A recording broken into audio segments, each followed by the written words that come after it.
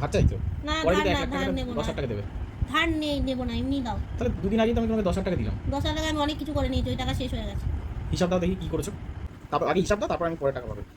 ওই তো প্রথমে হচ্ছে বিয়ের জন্য মেকআপ করেছি, আমার এক বান্ধবীর বিয়ের জন্য। কত টাকা? 1,500 টাকা। 1,000 টাকা মেকআপ? হ্যাঁ, আচ্ছা সেটা একবার বিয়েতে। আচ্ছা আর আর ওইখানে গিয়ে মেকআপ করেছি রিসেপশনে 2,000। আচ্ছা আর ব্যাগ কিনেছি 2,500। ব্যাগ কিনে 4,000। হ্যাঁ। আচ্ছা আর আর 6,000 হয়েছে। আরও তো কিনেছি, অনেক কিছু তো কিনেছি, এত মনে থাকে না কি কি কিনেছি না কিনেছি। আগে হিসাব দাও, তাহলে পাবে, নাহলে ওই পাবে তো না। মেট্রোতে টাকা বললাম 500 টাকা না 1,000 টাকা বললাম। 500 তারপরে টাকা। তারপর সেদিন মাংস আনলাম নাকি একটা স্ট্রবেরি আনলাম। ঠিক আছে, সব মিলে কত খরচা হয়েছে? 400-500 টাকা। তবে গিফট করলাম ওখানে আমার কলিগদের ইয়েতে গিফট করলাম 300 টাকা করে, 3 জনের 4 জনের। তারপর আর ওই তো হয়ে গেল আবার। এখনো পর্যন্ত কত 7,500 অনেক 8,000 অনেক টাকা অনেক এসেছে। টাকা আমি দিয়ে দিয়েছি। আর আর কোথায়? এদিকে টুকটাক যেতে মানুষের খেতে খরচা লাগে না, একটা বাহ। আমি ছোট মানুষ, আমার খরচা লাগবে না, আসতে দিতে। বাহ ভাই, বাহ দিদি, বাহ দিদি, বাহ পরিষ্কার দিয়ে দিয়েছি। একদম